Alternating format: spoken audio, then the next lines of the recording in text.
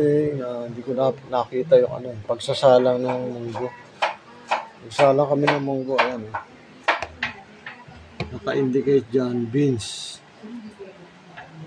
Beans, chili, Ewan ko kung ilang minuto sinet ni Mrs.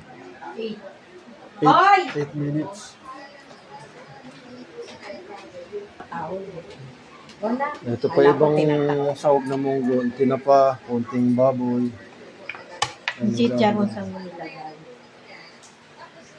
At itong ampalaya, hihimayin. Ano nilagay chicharon? Hindi na sa baba, may chicharon pa yan. Ready na lahat, ayan na.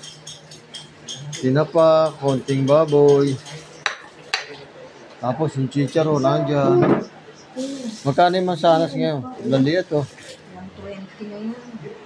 Yung chicharon na rin, ayun na. Standby lang, 4 minutes pa para lumambot ang Tapos na yung 8 minutes, re-release na natin.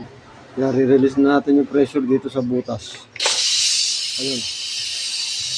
Para mabuksan natin. Hindi mabubuksan yan pagka hindi na-release yung pressure. Yan, bunigisa na dahil pinalambot muna yung baboy, konting baboy. Sunod-sunod na yan. Sisibuyas. Yan, inunog na rin sibuyas. Nilagay na rin yung tinapa. Nalagay na rin yung munggo. Galing sa pressure cooker. Ayun. Nalagay namin dyan kulong tubig para sa sabaw.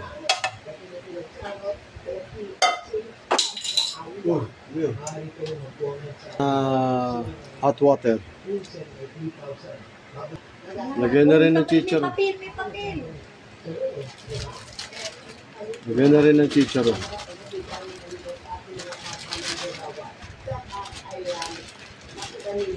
Sarap, munggong may chicharon. Halo. Medyo haluin natin. Tulong sa sabaw. Isip-isipin pa ng chicharon. Okay na. Lambutin lang yung chicharon at ilalagay na yung ampalaya. Pakulay konti.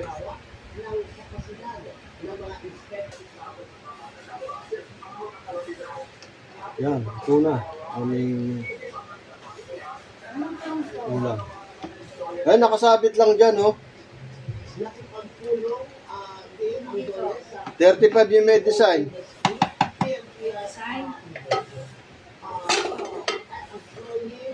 Thank you for watching.